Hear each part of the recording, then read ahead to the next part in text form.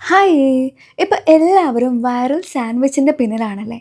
So നമുക്കും കൂടി ഒന്ന് ആക്കി നോക്കിയാലോ?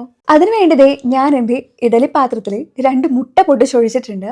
പിന്നെ ഗാർലിക്കും, പിന്നെ നമ്മുടെ വറ്റൽമുളകും വെച്ചിട്ടുണ്ട്. പിന്നെ അടുത്ത സെറ്റിലാണ് ഞാൻ ചിക്കൻ കൂടെ വെക്കുന്നത് ട്ടോ. സോ ചിക്കൻ ഞാൻ മഞ്ഞപ്പൊടിയും പിന്നെ കുറച്ച് ഉപ്പും കൂടെ പെരക്കിയിട്ടായിരുന്നു വെച്ചിട്ടുണ്ടായിരുന്നത്. ഇനി നമുക്കിതിനെ 10 മിനിറ്റ് നേരം വേവിക്കാം. ആ സമയത്ത് നമുക്ക് നമ്മുടെ ചപ്പാത്തിനെ റെഡിയാക്കാം.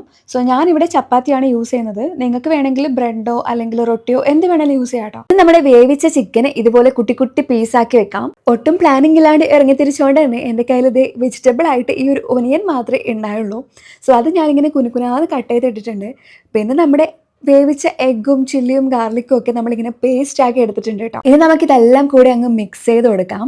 ഇനി നമുക്കിതേ നമ്മുടെ ചപ്പാത്തിയിൽ ഇങ്ങനെ കുറച്ച് ഇങ്ങനെ ഇട്ട് കൊടുത്തിട്ട് നമുക്കിതുപോലെ റോൾ ചെയ്തെടുക്കാം. അങ്ങനെ നമ്മുടെ ഹെൽത്തി ചിക്കൻ സാൻഡ്വിച്ച് റെഡി ആയിട്ടുണ്ട്. ഇതിനെ സാൻഡ്വിച്ച് എന്നോ ചിക്കൻ റോൾ എന്നോ ഷവർമ എന്നോ എന്ത് വേണേലും വിളിക്കാം കേട്ടോ. സംഭവം നല്ല ടേസ്റ്റ് ഉണ്ടായിരുന്നു കേട്ടോ. പക്ഷെ ഞാൻ ഒനിയൻ കുറച്ച് അധികം ഇട്ടുകൊണ്ടാണെന്ന് തോന്നുന്നു. എനിക്ക് അത് കുറച്ച് കടിക്കുന്ന അതിൻ്റെ കുറച്ച് ഫ്ലേവർ കുറച്ച് അധികമായിട്ട് വന്ന പോലെ ഉണ്ടായിരുന്നു. പക്ഷെ എനിവേയ്സ് സംഭവം കിടിലനാണ്. എസ്പെഷ്യലി ഡയറ്റൊക്കെ ചെയ്യുന്ന ആൾക്കാർക്ക് ഒരു മസ്റ്റ് മസ്റ്റ് മസ്റ്റ് ട്രൈ ആയിട്ടാണ് കേട്ടോ.